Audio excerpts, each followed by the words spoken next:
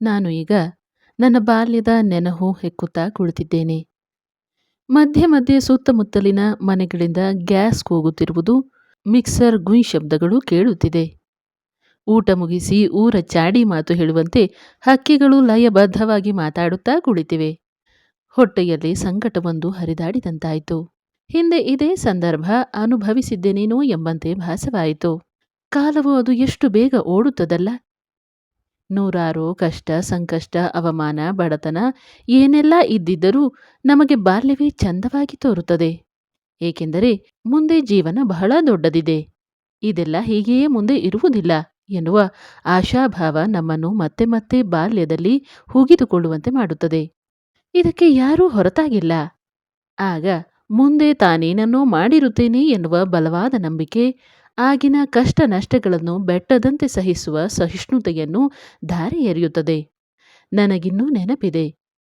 ನಮಗಿಂತ ಆರ್ಥಿಕ ಸ್ಥಿತಿಯಲ್ಲಿ ಎತ್ತರವಿದ್ದವರ ಮನೆಯಲ್ಲಿ ನಾನು ಅಕ್ಕ ಪಾತ್ರೆ ತೊಳೆದಿಟ್ಟು ನೆಲ ಒರೆಸಿ ಹಸಿವಿನ ಭಾರ ಹೊತ್ತು ನಾನಾ ತರಹದ ಪಕ್ವಾನ್ನ ತುಂಬಿಕೊಂಡ ನಮ್ಮ ಗೋಲಿ ಕಂಗಳ ಮುಂದೆಯೇ ಆ ಕುಟುಂಬವಿಡೀ ಹರಟುತ್ತಾ ತಮಾಷೆ ಮಾಡಿಕೊಂಡು ನಗುತ್ತಾ ತಾಸುಗಟ್ಟಲೆ ಊಟ ಮಾಡಿ ಎದ್ದಾಗ, ಖಾಲಿ ಪಾತ್ರೆ ತಟ್ಟೆ ತೊಳೆದು ನೆಲ ಒರೆಸಿ ಹೊರಟಾಗ ನಮ್ಮ ಕೈಗೆ ಅವರು ಕೊಟ್ಟಿದ್ದು ವಾಸನೆ ಬರುತ್ತಿದ್ದ ಒಂದು ಲೋಟ ಮಜ್ಜಿಗೆ. ಈಗಲೂ ನೆನೆಸಿಕೊಂಡರೆ ಕಣ್ಣಲ್ಲಿ ನೀರಾಡುತ್ತದೆ.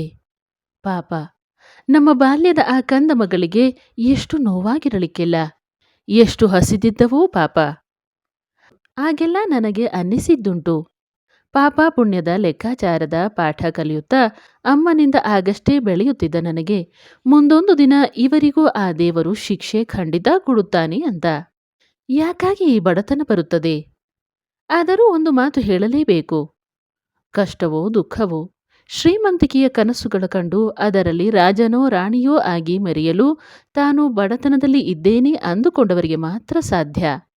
ಮನೆಯಲ್ಲಿ ಬಟ್ಟೆ ಕೊಡಿಸಿರದಿದ್ದರೂ ಯಾರದೋ ಹಳೆಯ ಬಟ್ಟೆಯನ್ನು ಜಂಬದಿಂದ ಹಾಕಿಕೊಂಡು ನಲಿಯುವ ಪರಿ ಬಹುಶಃ ಶ್ರೀಮಂತರಿಗೆ ಸಾಧ್ಯವಾಗಲಿಕ್ಕಿಲ್ಲ. ಇದು ಮನಸ್ಸಿನ ಸಿರಿವಂತರಿಗೆ ಮಾತ್ರ ಸಾಧ್ಯ. ಆಗಾಗ ನನ್ನ ಮನಸ್ಸನ್ನು ಅಪ್ಪಿಕೊಂಡ ಭಾವನೆಗಳನ್ನು ನಿಮ್ಮಲ್ಲಿ ಹಂಚಿಕೊಳ್ಳುತ್ತೇನೆ. ಇದು ಜೀವನ ಚರಿತ್ರೆಯಲ್ಲ, ಪಕ್ವಗೊಂಡ ಮನಸ್ಸಿನ ಮಜಲುಗಳು. ಇತ್ತೀಚೆಗೆ ಅಮ್ಮ ನನ್ನ ನೆನಪುಗಳನ್ನು ಭಾವನೆಗಳನ್ನು ಬಲವಾಗಿ ಅಪ್ಪಿಕೊಳ್ಳುತ್ತಿದ್ದಾಳೆ. ಏಕೆಂದರೆ ಬಹುಶಃ ತುಂಬ ಇತ್ತೀಚೆಗಷ್ಟೇ ನೆಲದ ಮೇಲಿನ ಭಾರವಾದ ಆಟಗಳನ್ನು ಆಪ್ತವಾಗಿ ಸ್ವಲ್ಪವೂ ಲೋಪವಾಗದಂತೆ ಮುಗಿಸಿ ಕೆಲವಷ್ಟು ಈಡೇರದ ಕನಸುಗಳನ್ನು ಮುಂದಿನ ಜನ್ಮಕ್ಕಾಗಿಯೋ ಎಂಬಂತೆ ಹೊತ್ತುಕೊಂಡು ಕಾಣದ ದೇವ ಭಾವನೆಯಲ್ಲಿ ಲೀನವಾಗಿದ್ದಾಳೆ. ಇದು ಗೊತ್ತಿದ್ದರೂ ನಾನು ಅವಳನ್ನು ಹುಡುಕುತ್ತಿದ್ದೇನೆ. ಯಾವುದೋ ಅಡಿಗೆ ಮಾಡುವಾಗ ಇದಕ್ಕೆ ಮೆಂತ್ಯ ಹಾಕಬೇಕೋ ಬೇಡವೋ ಎಂದು ಅಂದುಕೊಳ್ಳುವಾಗಲೋ, ಯಾವುದೋ ಭಜನೆಯ ಸಾಲುಗಳನ್ನು ಮರೆತಾಗಲೋ ಅಮ್ಮ ಇದ್ದಾಳಲ್ಲ, ಕೇಳಿದರಾಯಿತು ಅಂದುಕೊಳ್ಳುತ್ತಲೇ ವಾಸ್ತವ ಬೆಳಕಲ್ಲೂ ಕತ್ತಲೆಯೊಂದು ಬಂದು ನನ್ನನ್ನು ನುಂಗುತ್ತಿರುವಂತೆ ಭಾಸವಾಗುತ್ತದೆ. ಅವಳು ಇಲ್ಲೇ ಎಲ್ಲೋ ಕಾಣೆಯಾಗಿದ್ದಾಳೆ. ಗೌರಿ ವ್ರತ ಆಚರಿಸಿ ತಾಯಿ ಬಾಗಿನ ತೆಗೆದಿಟ್ಟು ಅವಳಿಗೆ ತಲುಪಿಸುವಾಗ ಅವಳು ಬಂದು ಬಿಡುತ್ತಾಳೆ ಅನ್ನಿಸುತ್ತದೆ. ಹೀಗೆ ಅಂದುಕೊಳ್ಳುವಾಗ ನನ್ನೊಡನೆ ನಾನು ಸುಳ್ಳು ಹೇಳುತ್ತಿರುವ ವಾಸ್ತವ ನನ್ನನ್ನು ಅಣಕಿಸಿ ಅಳಿಸಿಬಿಡುತ್ತದೆ. ಅಮ್ಮ, ನೀನಿನ್ನೂ ಬೇಕಿತ್ತು. ಅಮ್ಮನನ್ನು ಕಳೆದುಕೊಳ್ಳುವಷ್ಟು ನಾನಿನ್ನೂ ಪ್ರೌಢಳಾಗಿರಲಿಲ್ಲ. ನನ್ನಲ್ಲಿ ಇನ್ನಷ್ಟು ಉಳಿದುಕೊಂಡ ಪೆದ್ದುತನಗಳಿಗೆ ಅವಳಿಂದ ಕಲಿಕೆ ಬೇಕಿತ್ತು. ನನ್ನಲ್ಲಿ ಇನ್ನೂ ಉಳಿದುಕೊಂಡಿರುವ ಕೋಪಗಳಿಗೆ ಅವಳಿಂದ ಬೈಗುಳಬೇಕಿತ್ತು. ನನ್ನಲ್ಲಿ ಇನ್ನೂ ಬತ್ತಲಾಗದೇ ಉಳಿದ ನೋವುಗಳಿಗೆ ಅವಳಿಂದ ಮೌನ ಸಮಾಧಾನದ ಒಡಲು ಬೇಕಿತ್ತು. ತನ್ನ ಅಳಿಯನನ್ನು ಹೊಗಳಿ ಹೊಗಳಿ ನನ್ನ ಕಾಲೆಳೆವ ಅವಳ ತುಂಟತನ ಬೇಕಿತ್ತು. ನನ್ನ ಮಗ ರಜಾ ಬಂತಲ್ಲ, ಅಜ್ಜಿ ಮನೆಗೆ ಯಾವಾಗ ಹೋಗೋದಮ್ಮ ಎಂಬ ಮಾತಿಗೆ ಸಾರ್ಥಕತೆ ಬೇಕಿತ್ತು. ಹೋದಾಗಲೆಲ್ಲ ಅವಳು ಕೊಡುವ ಸೀರೆ ಬೇಕಿತ್ತು. ನಿಂಗೆ ಏನಾದರೂ ಖರ್ಚು ಇರುತ್ತೆ, ಇಟ್ಟುಕೋ ಎಂದು ನನ್ನ ಕೈಯಲ್ಲಿ ಅವಳು ತುರುಕಿಸುವ ಆಶೀರ್ವಾದದ ಕಾಸು ಬೇಕಿತ್ತು. ಇನ್ನು ಅದು ದೊರೆಯುವುದೇ ಇಲ್ಲವಲ್ಲ ಎಂದು ನೆನೆದಾಗ, ಅರಿವಾದಾಗ ಮತ್ತೆ ಮತ್ತೆ ಆಶ್ಚರ್ಯಕ್ಕೊಳಗಾಗುತ್ತೇನೆ. ಕತ್ತಿನ ತನಕ ನೋವು ಉಬ್ಬಿ ಬಂದಿದೆ. ಕಣ್ಣಲ್ಲೇ ಧಾರಾಕಾರವಾಗಿ ಹನಿಗಳು ಜಾರುತ್ತಿದೆ. ನಾನಿಟ್ಟ ಬಾಲ್ಯದ ಶೀರ್ಷಿಕೆಯನ್ನು ಅಮ್ಮ ನುಂಗುತ್ತಿದ್ದಾಳಲ್ಲ, ಅದು ಸಹಜವೇ. ನಮ್ಮ ಬಾಲ್ಯ ಎಂದಿಗೂ ಅಪ್ಪ ಅಮ್ಮಂದಿರ ಸಹಜ ಪ್ರಪಂಚ. ನಮ್ಮ ಬಾಲ್ಯ ನೆನೆವುದರ ಜೊತೆಗೆ ನಮ್ಮ ಮಕ್ಕಳ ಮುಂದಿನ ಬಾಲ್ಯದ ನೆನಪುಗಳಿಗೆ ಭಾಗವಾಗುತ್ತೇವಲ್ಲ. ಅದು ನಮಗೆ ಅರಿವಿರುವುದೇ ಇಲ್ಲ.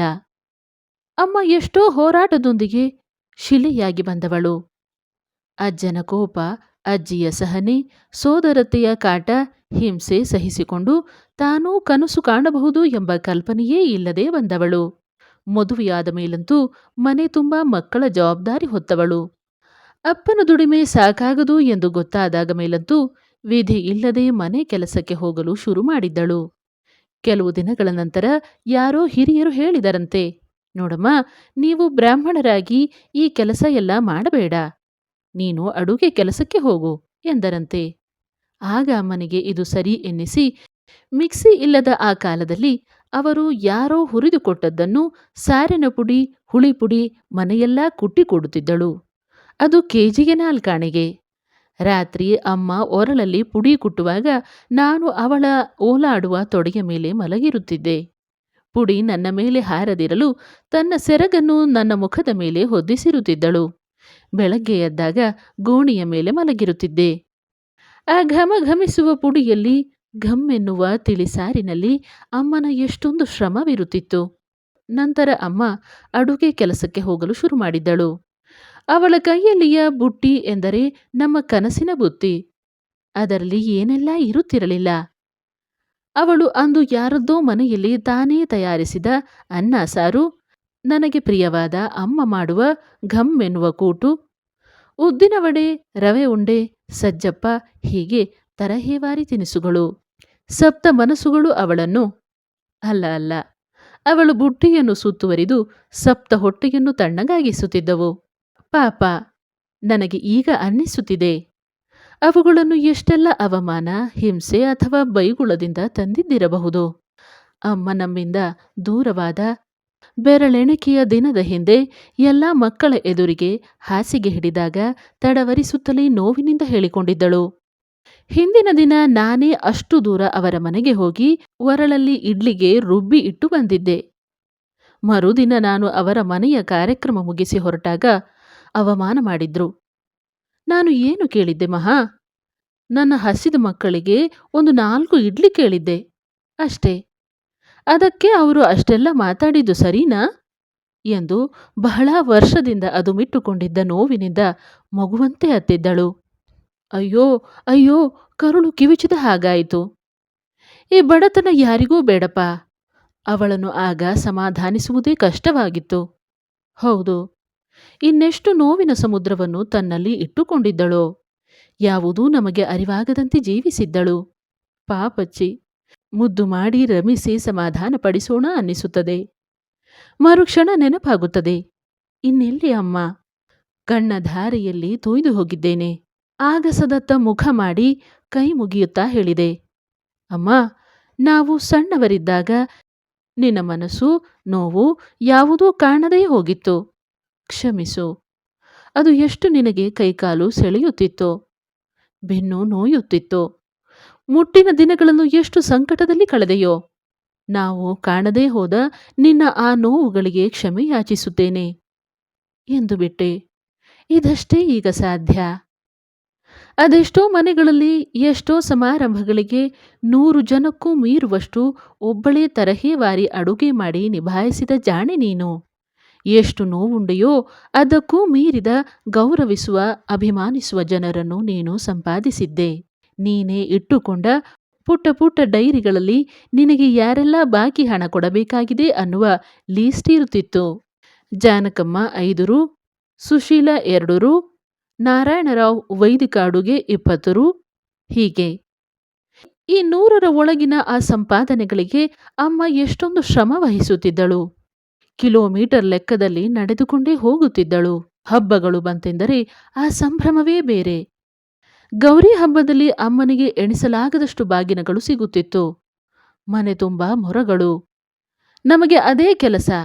ಬೇರೆ ಬೇರೆ ಕಾಳು ಬೇಳೆಗಳನ್ನು ಬೇರೆ ಬೇರೆ ಡಬ್ಬಿಗಳಿಗೆ ಹಾಕುವುದು, ಬ್ಲೌಸ್ ಪೀಸ್ಗಳನ್ನು ಒಂದು ಕಡೆ ಒಟ್ಟು ಮಾಡುವುದು, ಅಕ್ಕಿಗಳನ್ನು ಒಂದು ದೊಡ್ಡ ಡಬ್ಬಿಗೆ ಹಾಕುವುದು, ಅದರ ಜೊತೆಗೆ ಹುರಿಗಡಲೆ ಸಿಹಿ ಹಿಟ್ಟನ್ನು ಮೆಲ್ಲುವುದು. ಈ ಸಂಭ್ರಮಕ್ಕೆ, ಈ ಇಷ್ಟದ ನೆನಪುಗಳಿಗೆ ಅಮ್ಮ ಮಾತ್ರ ಕಾರಣ. ಅಮ್ಮ ಯಾವಾಗಲೂ ಮಕ್ಕಳನ್ನು ಹೊಗಳಿಕೊಳ್ಳುತ್ತಿದ್ದಳು.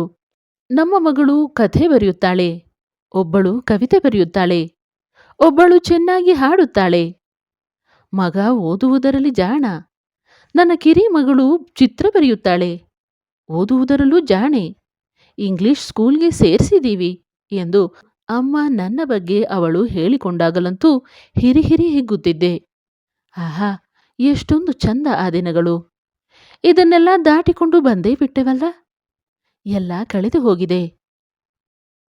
ಇನ್ನು ಎಷ್ಟೋ ನಿಮ್ಮೊಡನೆ ಹೇಳಿಕೊಳ್ಳುವುದಿದೆ. ಆಲಿಸುತ್ತೀರಲ್ಲ, ಮುಂದುವರಿಸುತ್ತೇನೆ.